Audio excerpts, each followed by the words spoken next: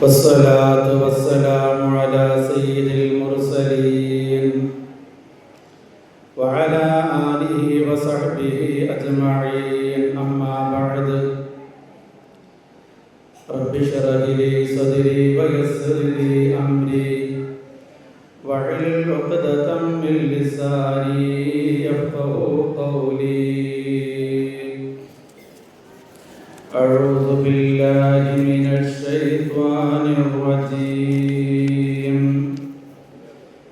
بسم الله الرحمن الرحيم.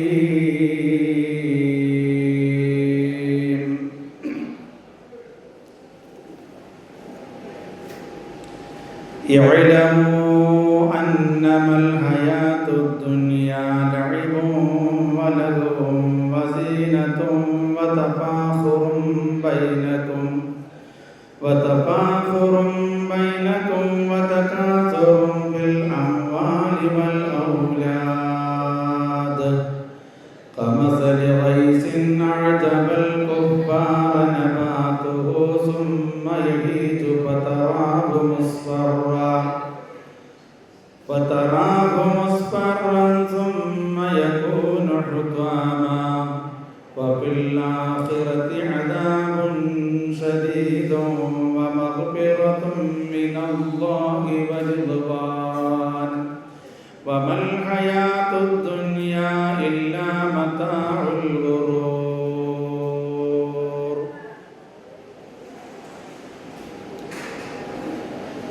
أعوذ بالله من الشيطان الرجيم.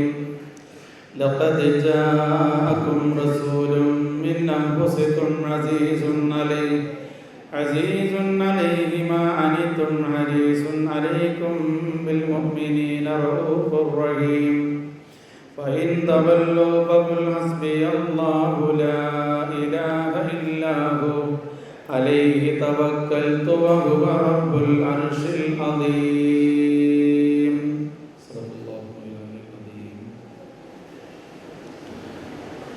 يا ربي بالمصطفى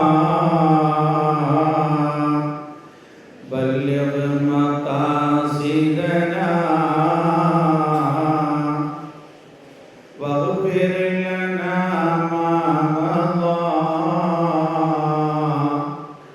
يا واسع الكرم مولاي صل وسلم دائما أبدا على حبيبك خير الخلق كلهم.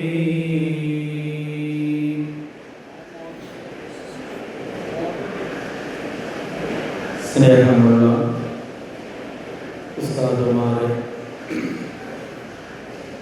നല്ലവരായ സഹോദരി സഹോദരന്മാരെ, കുഞ്ഞുമക്കളെ, അല്ലാഹു സുബ്ഹാനഹു വ തആല ഈ പരിശുദ്ധമായ മജ്‌ലിസ് നൂറിന്റെ സദസ്സിനെ നമ്മിൽ നിന്ന് കബൂലാക്കട്ടെ. അർഹമായ പ്രതിഫലം അല്ലാഹു നൽകട്ടെ. നമ്മിൽ നിന്ന് മൺമറഞ്ഞു പോയ എല്ലാവരുടെയും ഖബറുകൾ അല്ലാഹു സ്വർഗ്ഗമാക്കട്ടെ. അവർക്കും നമുക്കും നമ്മോട് ബന്ധപ്പെട്ട എല്ലാവർക്കും അല്ലാഹു അവന്റെ ജന്നാത്തുൽ ഫിർദൗസ് നൽകുമാറാകട്ടെ. ആമീൻ യാ റബ്ബൽ ആലമീൻ. എല്ലാവരും എഴുന്നേറ്റ് നിന്നാണ് ഒന്ന് ഉഷാറാകട്ടെ. കൈ കാലൊക്കെ ഒന്ന് ഉഷാറായിരിക്കുന്നതാണ്. ഒരു 3 സ്വലാത്തിലേക്കാണ്. സല്ലല്ലാഹു അലാ മുഹമ്മദ് സല്ലല്ലാഹു അലൈഹി വസല്ലം സല്ലല്ലാഹു അലാ മുഹമ്മദ് സല്ലല്ലാഹു അലൈഹി വസല്ലം അല്ലാഹുമ്മ സല്ലി അലാ മുഹമ്മദ് യാ റബ്ബി സല്ലി അലൈഹി വസല്ലം.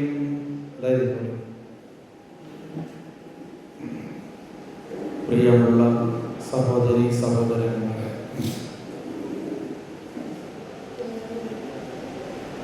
അല്ലാഹു സുബ്ഹാനഹു വ തആല ഈ പ്രപഞ്ച ലോകത്തേക്ക് നാം എല്ലാവരെയും സൃഷ്ടിച്ചിരുന്നു. ഈ പ്രപഞ്ചത്തിൽ നിന്ന് ഇന്നല്ലെങ്കിൽ നാളെ അല്ലാഹുവിൻ്റെ വിളിക്ക് ഉത്തരം നൽകി നാം യാത്ര പോവേണ്ടവരാണ്. ഈ ഭൗതിക ജീവിതത്തിലെ സുഖസൗകര്യങ്ങളിൽ മതിമറന്ന് അല്ലാഹുവിനെ ധിക്കരിച്ചുകൊണ്ട് ഒരു ജീവിതം നമുക്ക് ഉണ്ടാവാൻ പാടില്ല. കാരണം ഞാനും നിങ്ങളും ഒക്കെ ആഗ്രഹിക്കുന്നത് ഈ പ്രപഞ്ച ലോകത്ത് ഒരുപാട് വിഷമങ്ങളും ബുദ്ധിമുട്ടുകളും ഒക്കെ ഉണ്ടെങ്കിലും അതെല്ലാം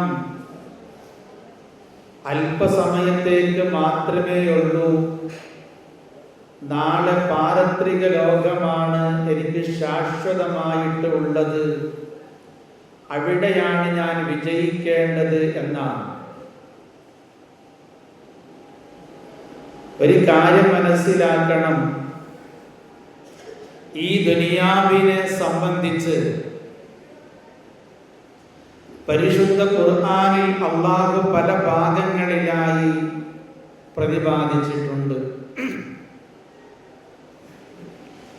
ഞാൻ ഓതി വെച്ച ഖുർആനിന്റെ ആയത്തിന്റെ അർത്ഥം സൂറത്തുൽ ഹദീദിലെ 20-ാമത്തെ ആയത്താണ് നിങ്ങളെ ഞാൻ ഓതി കേൾപ്പിച്ചത്. അല്ലാഹു സുബ്ഹാനഹു വ തആല വളരെ മനോഹരമായ രീതിയിലാണ് ഈ ദുനിയാവിന്റെ ഉപമ നമുക്ക് പറഞ്ഞു തരുന്നത്. അല്ലാഹു പറയുന്നു, ബിസ്മില്ലാഹിർ റഹ്മാനിർ റഹീം, ഇന്നമൽ ഹയാത്തുദ് ദുനിയ. നിങ്ങൾ മനസ്സിലാക്കണം, തീർച്ചയായും ദുന്യവിയായ ജീവിതം ലഇബുൻ വലഹുവുൻ, അത് കളിതമാശകളുടേതാണ്. വസീനത്തുൻ, അലങ്കാരങ്ങളുടേതുമാണ്. നമുക്കറിയാം, ഈ ദുനിയാവിൽ ജീവിച്ചിട്ട് ആഗ്രഹം തീർന്നവർ ഉണ്ടോ എന്ന് ചോദിച്ചാൽ അപൂർവം ആളുകൾക്ക് മാത്രമേ തീർന്നിട്ടുള്ളൂ എന്ന് പറയാം. ഈ ദുനിയാവിലെ സുഖ സൗകര്യങ്ങളിൽ മതിമറന്നുകൊണ്ട് അല്ലാഹുവിനെ മറന്നുകൊണ്ടുള്ള ജീവിതം ഒരു മുഅ്മിനായ മനുഷ്യന്റെ ജീവിതത്തിൽ ഉണ്ടാവരുത്. കാരണം എന്തെന്നറിയുമോ? ഈ ദുനിയാവ് കളിതമാശകളുടേതാണ്, ഇത് വിനോദങ്ങളുടേതാണ്, ഇത് അലങ്കാരത്തിൻ്റെതാണ്. മാത്രമല്ല ഖുർആൻ പറയുന്നുണ്ട്, വതഫാഖുറും ബൈനകും, നിങ്ങൾ പരസ്പരം ദുരഭിമാനം നടിക്കുന്നവരാണ്, പല പൊങ്ങച്ചങ്ങളും പറയുന്നവരാണ്. കേട്ടിട്ടില്ലേ പല ആളുകളെയും? അവരുടെ സംസാരം കേൾക്കുമ്പോൾ തന്നെ മനസ്സിലാകും ദുരഭിമാനമാണ് അവർക്കുള്ളത്, പൊങ്ങച്ചമാണ് അവർക്കുള്ളത്. അവർ ഈ ദുനിയാവിൽ മതിമറന്നു പോയവരാണ്. മാത്രമല്ല, വതകാസുറും ഫിൽ അംവാലി വൽ ഔലാദ്, സമ്പത്തുകളെ കൊണ്ട് സന്താനങ്ങളെ കൊണ്ട് പെരുപ്പം കാണിക്കുന്നവരാണ്.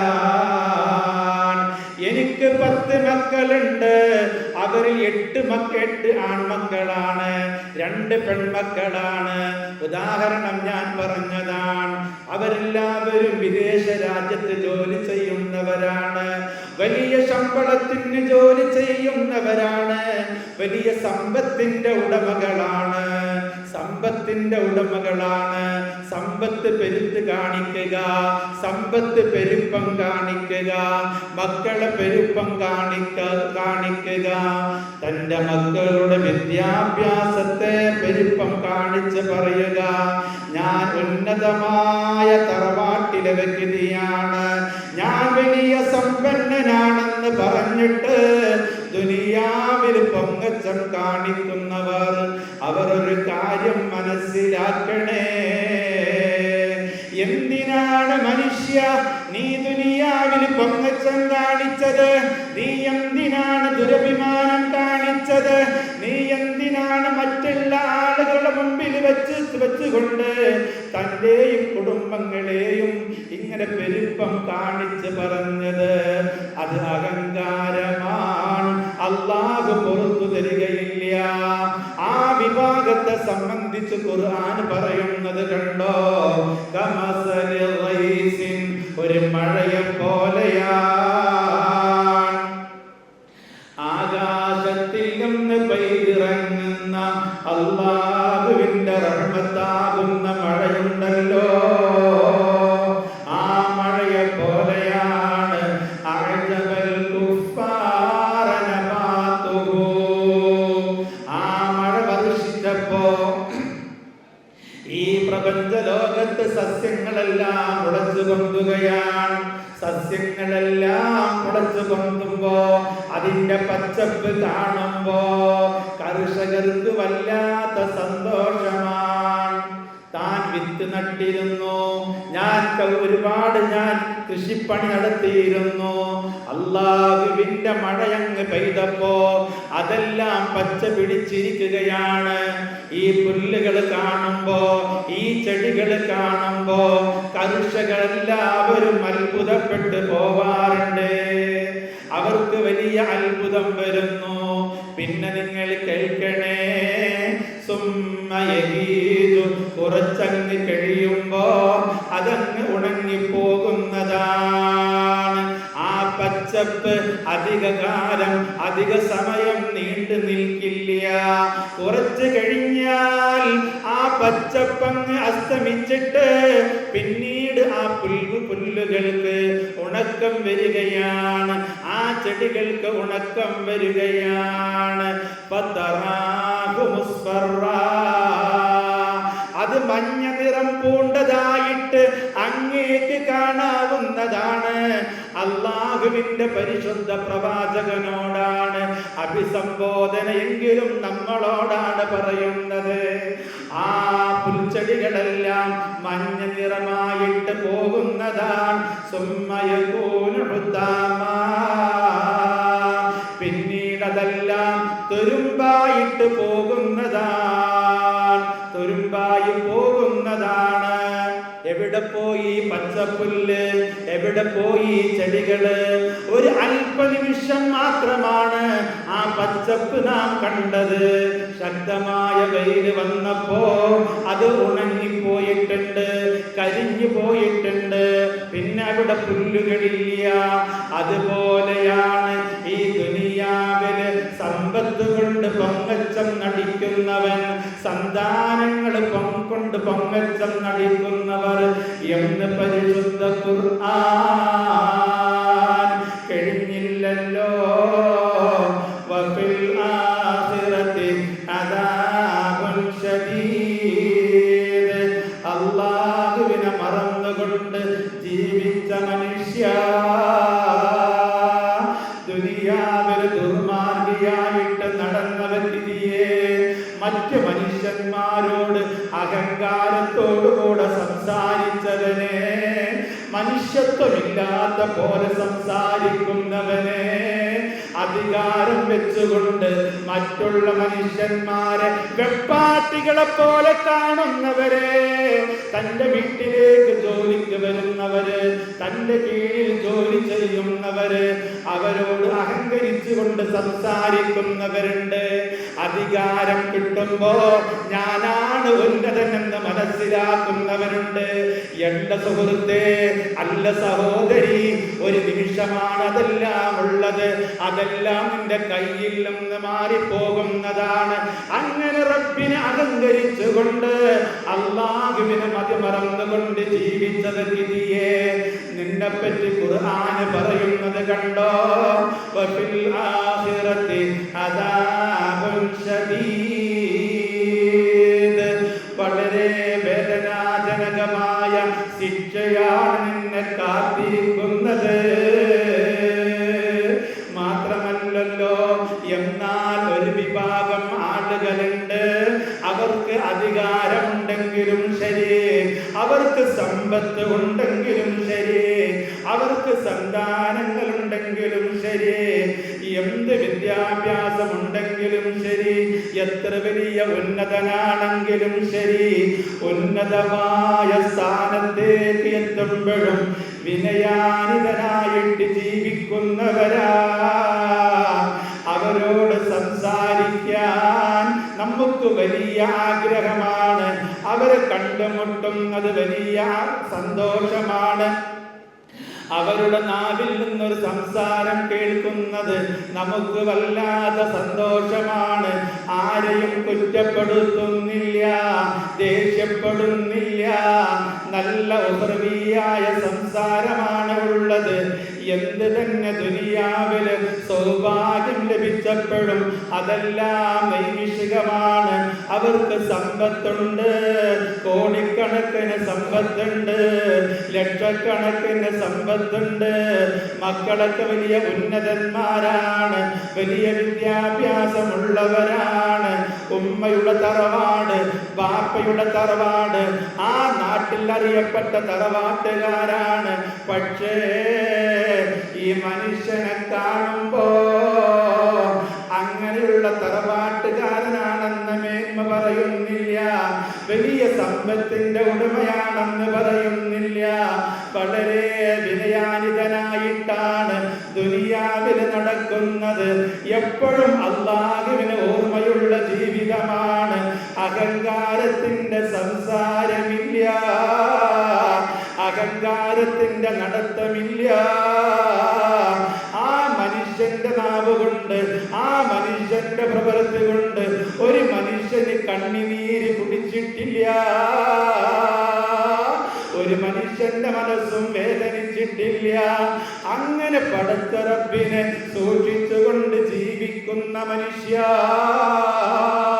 മുഅ്മിനുകളെ, ഹബീബീങ്ങളെ, ഉമ്മമാരെ, സഹോദരന്മാരെ, അങ്ങനെയുള്ള ജീവിതമാണ് നമുക്ക് വേണ്ടത്. അഷ്റഫുൽ ഖൽഖ് മുഹമ്മദ് മുസ്തഫ സല്ലല്ലാഹു അലൈഹി വസല്ലമ തങ്ങള് സച്ചരിതരായ സഹാബത്തിന്റെ ജീവിതം, ഉമ്മഹാത്തുൽ മുഅ്മിനീന്റെ ജീവിതം ഒരുപാട് പരീക്ഷണങ്ങൾക്ക് വിധേയരായവരാണ്. അതുപോലെ തന്നെ ജീവിതത്തില് ഒരുപാട് സൗഭാഗ്യമുള്ളവരും ഉണ്ടായിട്ടുണ്ട്. പക്ഷേ പരീക്ഷണങ്ങൾ വന്നപ്പോഴും അല്ലാഹുവിനെ മറന്നിട്ടില്ല. ജീവിതത്തിലെ സൗഭാഗ്യം വന്നപ്പോഴും അല്ലാഹുവിനെ ശുക്ർ ചെയ്തുകൊണ്ട് ജീവിച്ചവനാ. തന്റെ നാവ് കൊണ്ട് മാതാപിതാക്കളെ ഉപദ്രവിച്ചിട്ടില്ല, അയൽവാസികളെ ഉപദ്രവിച്ചിട്ടില്ല, അനാവശ്യ വാക്കുകൾ പറഞ്ഞിട്ടില്ല. വളരെ സൗമ്യനായിട്ട് ദുനിയാവിൽ ജീവിച്ച വ്യക്തിയുണ്ടല്ലോ, ആ വ്യക്തിക്ക് വമഗ്ഫിറത്തും മിനല്ലാഹി വറിദ്വാൻ, അല്ലാഹുവിൽ നിന്നുള്ള പാപമോചനം അവർക്കാണ്. അവരുടെ ജീവിതത്തിൽ എന്തെങ്കിലും തെറ്റുകൾ വന്നു പോയിട്ടുണ്ടെങ്കിൽ പടച്ച റബ്ബിലേക്ക് അവർ മടങ്ങിക്കഴിഞ്ഞാൽ അവർക്ക് അല്ലാഹു പുറത്തു കൊടുക്കും കേട്ടോ. മാത്രമല്ല അല്ലാഹുവിന്റെ തൃപ്തി അവർക്ക് ഉണ്ടാവുകയും ചെയ്യുന്നതാണ്. എന്നിട്ട് ഖുർആൻ പറയുകയാണ്, വമൽ ഹയാത്തുദ് ദുനിയാ ഇല്ലാ മതാഉൽ ഗുറൂർ. ഈ നശ്വരമായ ദുനിയാവുണ്ടല്ലോ, ഇത് വഞ്ചനയുടെ വിഭവം മാത്രമാണ്. ഇവിടെ ഇവിടുത്തെ വിഭവത്തിൽ ഒരിക്കലും തന്നെ മതിമറന്നുകൊണ്ട് ജീവിക്കരുതേ. ഉമ്മയുടെ ഗർഭാശയത്തിൽ നിന്ന് ഈ ദുനിയാവിലേക്ക് എങ്ങനെയാണ് നീ വന്നത്? എങ്ങനെയാണ് നീ വന്നത്? അന്തല്ലദി വലദതുക ഉമ്മുക ബാക്കിയാ വന്നാസു ഹൗലുക യദ്ഹകൂന സുറൂറാ ഫദ്ഹദി നഫ്സിക അൻ തകൂന ഇദാ ബകൂ ഫീ ഹാലി മൗതിക ലാഹികം മസ്റൂറാ. ഉമ്മയുടെ ഗർഭാശയത്തിൽ നിന്ന് ഈ പ്രപഞ്ച ലോകത്തേക്ക് നീ വന്നപ്പോ കരഞ്ഞുകൊണ്ടാവുന്നത്. നമ്മളെല്ലാവരും കരഞ്ഞുകൊണ്ടാണ് ഈ ലോകത്തേക്ക് കടന്നു വന്നത്. ഈ പിഞ്ചു പൈതലിന്റെ കരച്ചിൽ കേട്ടുകൊണ്ട് അത് കേൾക്കാൻ വല്ലാത്ത സന്തോഷമാണ്, വല്ലാത്ത ആനന്ദമാണ്. ഈ പിഞ്ചു പൈതലിന്റെ കരച്ചിൽ കേട്ടുകൊണ്ട് തന്റെ കുടുംബക്കാരും അയൽവാസികളും ഈ പിഞ്ചു കുഞ്ഞിന്റെ സമീപത്ത് ചിരിച്ചുകൊണ്ട് നിൽക്കുകയാണ്. അന്ന് നീ കരയുകയായി ചെയ്തപ്പോ സമീപത്തിരിക്കുന്ന മുഴുവൻ ആളുകളും ചിരിക്കുകയാണ് ചെയ്തത്. എന്നാൽ ദുനിയാവിൽ നിന്ന് നീ വിട പറയുന്ന സമയമുണ്ടല്ലോ, ആ സമയത്ത് നിനക്ക് ചിരിച്ചുകൊണ്ട് സ്വർഗത്തിന്റെ ഫോട്ടോ കണ്ട് ഹബീബ് മുഹമ്മദ് മുസ്തഫ സ്വലാത്ത് ചൊല്ലിയും മുഹമ്മദ് മുസ്തഫ സല്ലല്ലാഹു അലൈഹി വസല്ലമ തങ്ങൾ ഈ ലോകത്തോട് വിട പറഞ്ഞതുപോലെ ചിരിച്ചുകൊണ്ട് നിനക്ക് നീ വിട പറയുമ്പോ ചിരിച്ചുകൊണ്ട് നീ മരിച്ചു കിടക്കുകയാണ്. നീ ചിരിച്ചുകൊണ്ട് മരിച്ചു കിടക്കുകയാണ്. പക്ഷേ നിന്റെ കൂട്ടുകാര്, നിന്റെ ഭാര്യമാര്, അല്ലെങ്കിൽ നിന്റെ ഭർത്താക്കന്മാര്, മാതാപിതാക്കള്, മക്കള്, അയൽവാസികള്, കൂട്ടുകുടുംബങ്ങള്, അവരെല്ലാവരും നിന്റെ വേർപാടിൽ കരഞ്ഞുകൊണ്ടിരിക്കുകയാണ്. അങ്ങനെ നിനക്ക് ചിരിച്ച് മരിച്ച് കിടക്കണോ? ദുനിയാവില് നീ നന്നായിട്ട് ഇബാദത്ത് ചെയ്യണേ, നന്നായിട്ട് അധ്വാനിച്ച് ഇബാദത്ത് ചെയ്തുകൊണ്ട് ജീവിക്കണേ. അല്ലാഹു തൗഫീഖ് ചെയ്യട്ടെ. ഇത് നമ്മളൊക്കെ ആഗ്രഹിക്കുന്ന ഒന്നാണ്. നമ്മളൊക്കെ ആഗ്രഹിക്കുന്ന അങ്ങനെ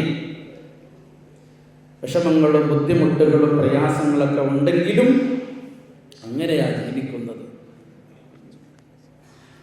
ഹബീബ് സല്ലല്ലാഹു അലൈഹി വസല്ലമ തങ്ങൾ മഹാനായ ഇബ്നു ഉമർ റളിയല്ലാഹു അൻഹുവിന്റെ അവിടുത്തെ തോളത്ത് കൈവച്ചിട്ട് ഹബീബ് സല്ലല്ലാഹു അലൈഹി വസല്ലമ തങ്ങൾ പറയുന്നുണ്ട്. എന്താ പറയുന്നത്? ഇബ്നു ഉമറേ കുൻ ഫിദ്ദുനിയാ കഅന്നക ഗരീബ്. ഇബ്നു ഉമറേ, ദുനിയാവിൽ നീ ഒരു വിദേശിയെ പോലെ ആവണം കേട്ടോ. ദുനിയാവ് എന്ന് പറഞ്ഞാൽ അതാണ്. ഒരു വിദേശി എങ്ങനെയാ? ഞാൻ നിങ്ങളുടെ നാട്ടിൽ ജോലി ചെയ്യുന്നുണ്ട്, ഞാൻ ഇവിടെ സ്ഥിരമല്ല. എന്റെ ഇവിടെ ജോലി കഴിഞ്ഞാൽ വീണ്ടും ഞാൻ എൻ്റെ മനസ്സിലുള്ള ആഗ്രഹം, എൻ്റെ മനസ്സിൽ എപ്പോഴുമുള്ള ആഗ്രഹം, എനിക്ക് ഇവിടെ ഒരുപാട് കാലം നിൽക്കാൻ കഴിയില്ല. കുറച്ച് കഴിഞ്ഞാൽ ഞാൻ എൻ്റെ നാട്ടിലേക്ക് പോകും. ഇതുപോലെയാണ് പ്രിയമുള്ളവരെ. എന്തിനധികം, നിങ്ങൾക്ക് മക്കളുണ്ടല്ലോ, നിങ്ങൾക്ക് സഹോദരന്മാരുണ്ടല്ലോ, നിങ്ങളുടെ പ്രിയപ്പെട്ടവർ വിദേശ രാജ്യത്ത് ജോലി ചെയ്യുകയാണ്. അവർക്ക് അവിടെ ജോലി ചെയ്യുന്നുണ്ട്, വിഭവസമൃദ്ധമായ ഭക്ഷണം കഴിക്കുന്നുണ്ട്, അവർ പെരുന്നാൾ നമസ്കരിക്കുന്നു, പെരുന്നാൾ ആഘോഷിക്കുന്നു, അവിടെ കൂട്ടുകാരുണ്ട്, അവർക്ക് നേരം പോക്കാകുന്ന ഒരുപാട് കാര്യങ്ങൾ അവിടെയുണ്ട്. പക്ഷേ അവരുടെ മനസ്സ് എപ്പോഴും നാട്ടിലാണ്.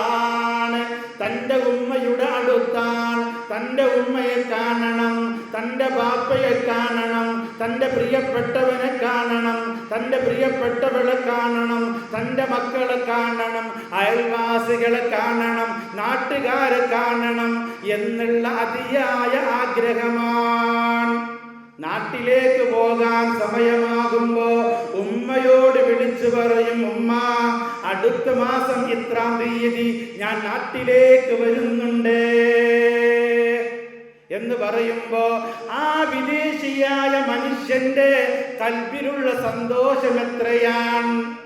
ആ മനുഷ്യന്റെ സന്തോഷം പോലെ, ആ മനുഷ്യന്റെ വിദേശ രാജ്യത്തുള്ള ജീവിതം പോലെയാണ് ഈ ദുനിയാവിൽ മുഅ്മിനായ മനുഷ്യന്റെ ജീവിതമെന്ന് അഷ്റഫുൽ ഖൽഖ് മുഹമ്മദ് മുസ്തഫ സല്ലല്ലാഹു അലൈഹി വസല്ലം അങ്ങനെയാണ് ജീവിക്കേണ്ടത്, അങ്ങനെയാണ് ജീവിക്കേണ്ടത്. മാത്രമല്ല അതല്ലെങ്കിൽ ഒരു വഴിയാത്രക്കാരെ പോലെയാവണം. ഒരു വഴിയാത്രക്കാരനെ പോലെ നമ്മളൊരു നാട്ടിലേക്ക് യാത്ര പോകാൻ നമ്മൾ എന്ത് ചെയ്യും? വിശ്രമിക്കാൻ വേണ്ടി അടുത്തുള്ള ബസ് സ്റ്റോപ്പിൽ ഒന്ന് കയറി നിൽക്കും. അതല്ലെങ്കിൽ അടുത്തുള്ള ഹോട്ടലിലൊന്ന് കയറി അവിടുന്ന് ഭക്ഷണം കഴിക്കാൻ വേണ്ടി കയറും, ഒന്ന് വിശ്രമിക്കും. അതുപോലെയുള്ള ഒരു വിശ്രമ സ്ഥലമാണ് ഈ ദുനിയാവ് എന്ന് മുഹമ്മദ് മുസ്തഫ സല്ലല്ലാഹു അലൈഹി വസല്ലം അങ്ങനെയാ ദുനിയാവിൽ ജീവിക്കേണ്ടത്. അല്ലാഹു സുബ്ഹാനഹു വ തആല ദുനിയാവിൽ ഒരു യഥാർത്ഥ മുത്തഖിയായിട്ട് ജീവിക്കുവാൻ നമുക്ക് റബ്ബ് തൗഫീഖ് നൽകുമാറാവട്ടെ. ആമീൻ. അള്ളാഹുവിനെ മറന്നുകൊണ്ടുള്ള ജീവിതം പാടില്ല. എന്നാൽ ദുനിയാവ് വേണ്ടേ ഉസ്താദേ? ദുനിയാവ് വേണം. ദുനിയാവ് വേണമെന്നാണല്ലോ ഖുർആൻ പറഞ്ഞത്. ദുനിയാവ് വേണ്ടേ? വേണം. സൂറത്തുൽ ബഖറ പറഞ്ഞില്ലേ വേണമെന്ന്? ദുആ ചെയ്യണം. അങ്ങനല്ലേ? എന്താ ദുആ ചെയ്യണേ? റബ്ബനാ ആതിനാ ഫിദ് ദുനിയാ ഹസന വഫിൽ ആഖിറതി ഹസന വഖിനാ അദാബന്നാർ. മൂന്ന് കാര്യങ്ങളാണ് നമ്മൾ ചോദിച്ചത്. എല്ലാ നിസ്കാര സമയത്തും എപ്പോഴും നമ്മൾ ചോദിക്കേണ്ട ചോദ്യമാണത്. എന്താ അർത്ഥം? റബ്ബനാ ആതിനാ ഫിദ് ദുനിയാ ഹസന. അല്ലാഹുവേ റബ്ബേ, ദുനിയാവിൽ നീ ഞങ്ങൾക്ക് നല്ലത് നൽകണമേ. നല്ലത് നീ ദുനിയാവിൽ നൽകണേ. മാത്രമോ വഫിൽ ആഖിറതി ഹസന, ആഖിറത്തിലും ഞങ്ങൾക്ക് നീ നല്ലത് നൽകണേ, ഹസനത്ത് നൽകണേ. ഇതെല്ലാം ദുആ ചെയ്യണേ. പിന്നെയോ വഖിനാ അദാബന്നാർ, നരകത്തിന്റെ അദാബിൽ നിന്ന് ഞങ്ങളെ നീ കാക്കുകയും ചെയ്യണേ റബ്ബേ. വളരെ മനോഹരമായ പ്രാർത്ഥന അല്ലേ? ഇത് നമ്മൾ പ്രാർത്ഥിക്കണില്ലേ? അപ്പൊ ദുനിയാവ് വേണ്ടെന്ന് ആരും പറയില്ല. പക്ഷെ എന്താവരുത്?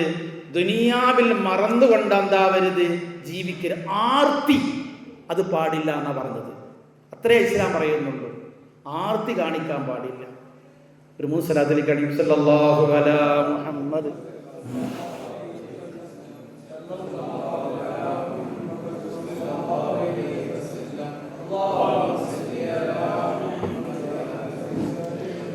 അല്ലാഹുവേ, ഈ സ്വലാത്തിനെ സ്വീകരിക്കണേ റബ്ബേ.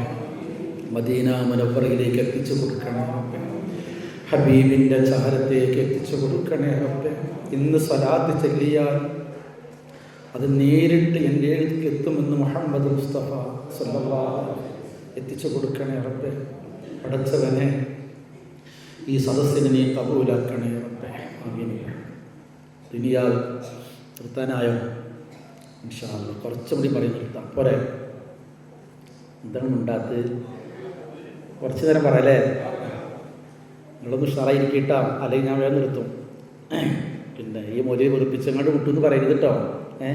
പടച്ചോനെ നിങ്ങൾ പറയരുത്. എനിക്ക് വഴക്ക് പറഞ്ഞതിൻ്റെ പേടിയാണ്. എന്താ വെച്ചാൽ എന്താ അറിയോ? പല ആളുകൾ ഇവിടെയൊക്കെ പല ആളുകളൊക്കെ റബ്ബർ വെട്ടം പോകുന്ന ആളുകളൊക്കെ ഉണ്ട്.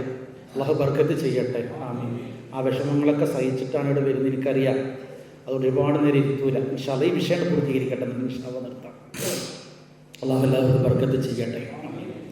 അപ്പോ ഈ ദുനിയാവിൽ എന്താവരുത്, ആർത്തി കാണിച്ചുകൊണ്ട് ജീവിക്കണ്ട എന്നേ അർത്ഥമുള്ളൂ.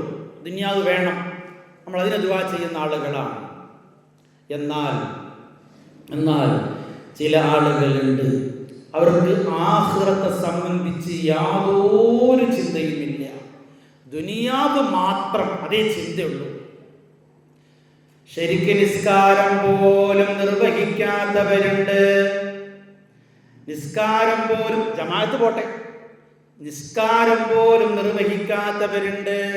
ജോലി തിരക്ക് കാരണം നിസ്കാരം പോലും നിർവഹിക്കാത്തവരുണ്ട്.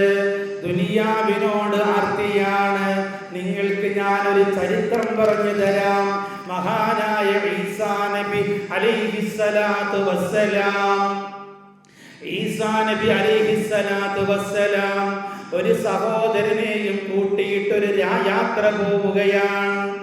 രണ്ടുപേരും യാത്ര പോകുമ്പോ മഹാനായ ഈസാ നബി അലൈഹിസ്സലാത്തു വസ്സലാം തൻ്റെ കൂടെയുള്ള സഹോദരനോട് പറഞ്ഞു, നമുക്ക് ഭക്ഷണം കഴിക്കണ്ടേ, നീ ഭക്ഷണം വാങ്ങിച്ചു വായോ.